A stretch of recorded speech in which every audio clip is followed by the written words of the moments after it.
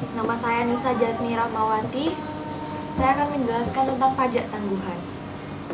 Jadi, sebelum menjelaskan tentang pajak tangguhan, laporan keuangan itu terbagi dua, yaitu laporan keuangan komersil dan juga laporan keuangan berdasarkan laporan perpajakan.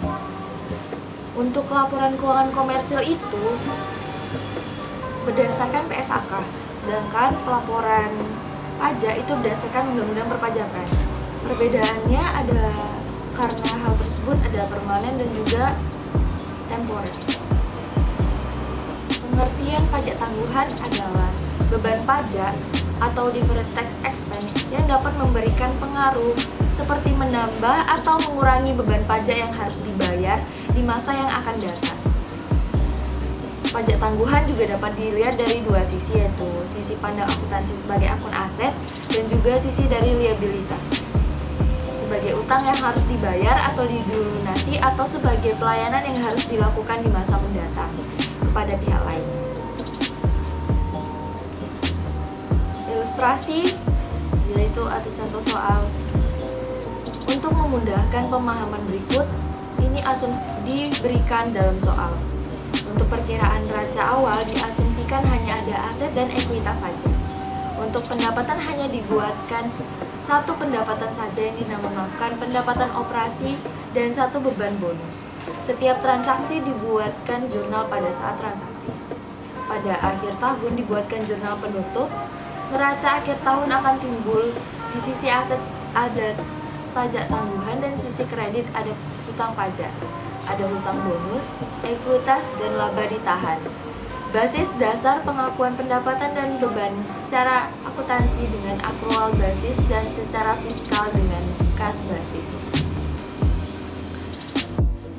Contohnya pada selama tahun 2019 ada pendapatan operasi sebesar 600 juta, biaya bonus sebesar 100 juta yang diperhitungkan pada akhir tahun 2019, sedangkan pembayaran di tahun 2020. Ada perbedaan perlakuan antara akuntansi dan pajak. Misalnya pada standar akuntansi keuangan, biaya bonus diakui pada saat terjadinya transaksi atau biasa disebut dengan akrual basis, yaitu pada saat akhir tahun 2019 atas pendapatan tahun 2019 dengan jurnal, debit aset, kas atau bank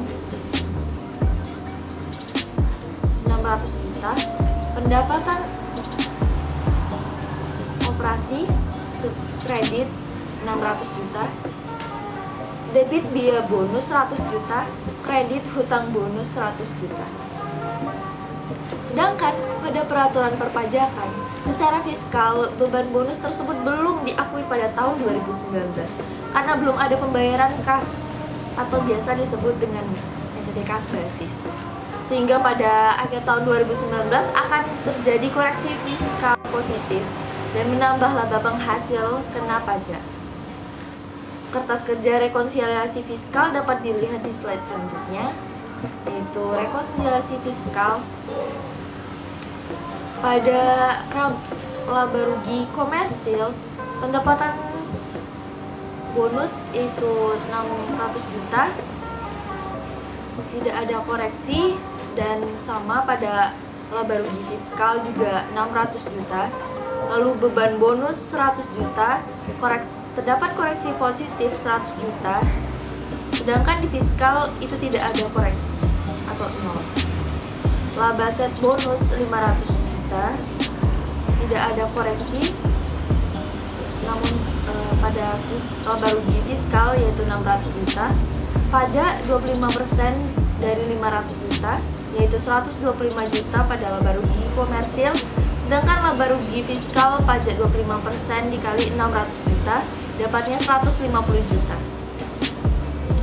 Laba rugi pada 1 Januari sampai dengan 31 Desember 2019, yaitu pendapatan bonus 600 juta, laba rugi fiskal 600 juta, pada gabungannya itu laba rugi 600 juta. Untuk beban bonus 100 juta, sedangkan laba rugi fiskal 0, namun di laba rugi gabungan itu 100 juta, laba setelah bonus 500 juta, laba rugi fiskal 600 juta, untuk laba rugi 500 juta. Pajak 25% itu diambil dari laba rugi fiskal, jadi 25% dikali 600 juta dapatnya 150 juta, maka dimasukkan ke dalam laba rugi, jadinya 150 juta.